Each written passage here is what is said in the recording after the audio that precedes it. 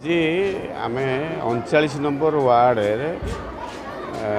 महिला समिति तरफ श्रद्धा लक्ष्मी महिला समिति तरफ गोटे रक्षाबंधन उत्सव पालन कराउथला। एठी हमर सांसद श्रीमती अपराजिता षडंगी थिले, कॉर्पोरेटर गीतांजलि साहू, अन्य समस्त बंधु निरंजन बारिक समस्त नेतृत्व होता। विशेष भाव में महिला माने केमती सशक्तिकरण हेबे, महिला माने समाज रे आउरी सुदृढ़ हेबे, सुरक्षित हेबे एवं महिला मानकू समाज रे मुख्य धारा रे जोड़िया पाई कि जो प्रयास चली से आम मैंने समस्ते जोड़ी होइछु। महिलाटी हसिले समाज हसिब, महिलाटी सुदृढ़ हेले सशक्तिकरण हेले निश्चित रूपे समाज आउरी गतिशील हम।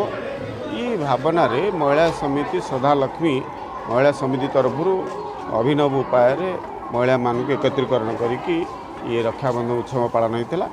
आम समस्त आसीलु। निश्चित रूपे आशा भरोसा अच्छी महिला माने हसबे, आउरी शक्तिशाली हेबे, आउ सुदृढ़ समाज को करेंगे। ये आशा भरोसा आमर अच्छी, निश्चित रूपे संभव आगू हम। मो ना निरंजन बारिक, मु 39 वार्ड प्रमुख अच्छी, वार्ड प्रमुख अच्छी।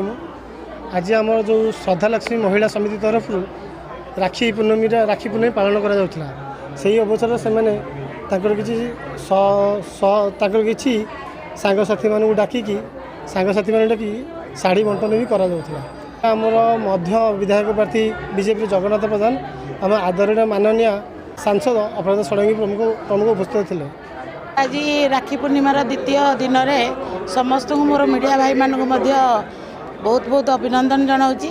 आज आमर मध्यम निर्वाचन मंडल रे 39 वार्ड रे बुटी नेतृत्व रे आमर 300 महिला मानक साड़ी कार्यक्रम प्रतियोगिता थिला। जे से आमर मुख्य अतिथि थिले सांसद अपराजिता षडंगी महोदय आ मध्यम निर्वाचन मंडल नेता जगन्नाथ भाई महोदय आउ सेमानक उपस्थित रे आ बुटिंग नेतृत्व रे निरंजन बारिक बुटिंग नेतृत्व रे साड़ी बंटन कार्यक्रम आमर आज रही।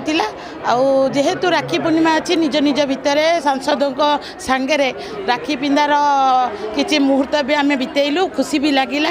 आगू आमती आम एकाठी होगी राखी पूर्णिमा उपलक्षे कार्यक्रम जारी रखिबू। आ बहुत बहुत बुटिकी धन्यवाद, आ बहुत बहुत धन्यवाद सांसद महोदय जी आम संगे सब समय सब विपद आम सांगे रुहंती। आम तरफ 39 वार्ड तरफ बहुत बहुत धन्यवाद जनाऊँ।